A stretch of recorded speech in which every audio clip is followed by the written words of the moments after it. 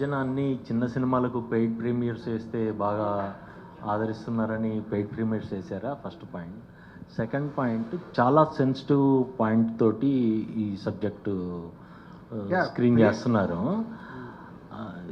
ఈ first copy చూసిన తర్వాతకి మీ కాన్ఫిడెన్స్ లెవెల్స్ ఎందుకో చాలా హై రేంజ్లో ఉన్నట్టు అనిపిస్తుంది మాకు. ఏంటి అంటే 2 పాయింట్స్లో మీరే అడిగారు. ఒకటి, పెయిడ్ ప్రీమియర్ అనేది ఇప్పుడు 7th రిలీజ్ అనుకో, 6th షో వేయడం వల్ల కొంత పర్సంటేజ్ ఆఫ్ ఆడియన్స్ సినిమా చూస్తున్నారు. అంటే 6 గంటలకు షో వేస్తే 9 గంటలకు అయిపోయిన తర్వాత వాళ్ళు చూసి ఆ సినిమా గురించి సోషల్ మీడియాలో ఏదైనా యాడ్ అవుతే, అది మంచి సినిమా అవుతే ఆటోమేటిక్గా సినిమాకి ప్లస్ అవుతుంది. సో ఇది కూడా ఒక promotional స్ట్రాటజీయే.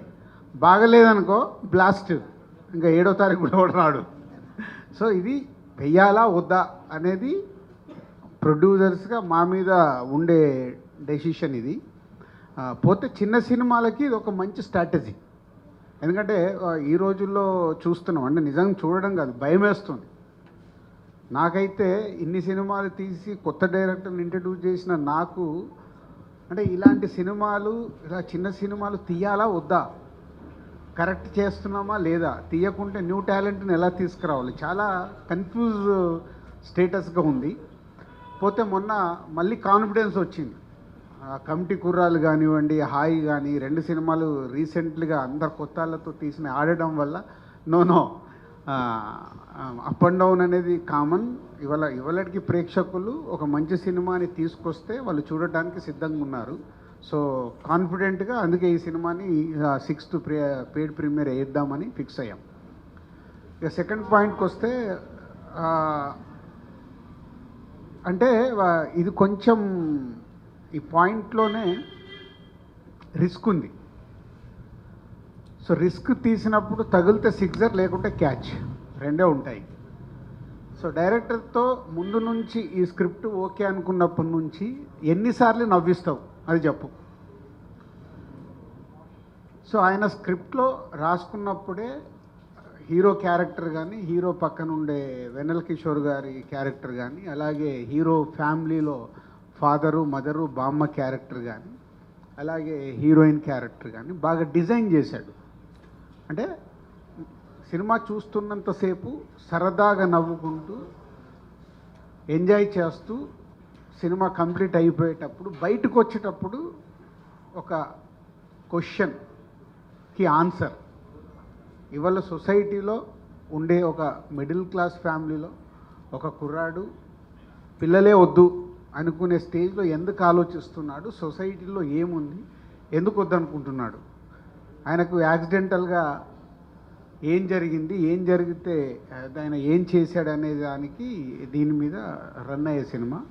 So good sign is a humour, ఫన్తో జరిగే సినిమా.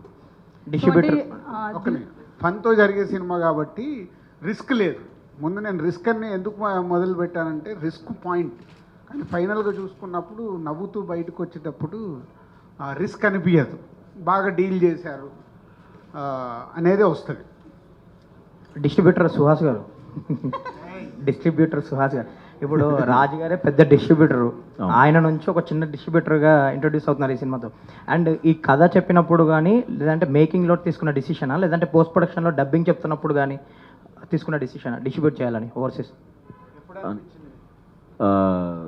స్క్రిప్ట్ అప్పుడే నాకు తెలుసండి సినిమా అంటే, విన్నప్పుడే నేను నవ్వుకుంటానే ఉన్నాను, నవ్వి నవ్వి నవ్వి అలాగే ఉన్నాను.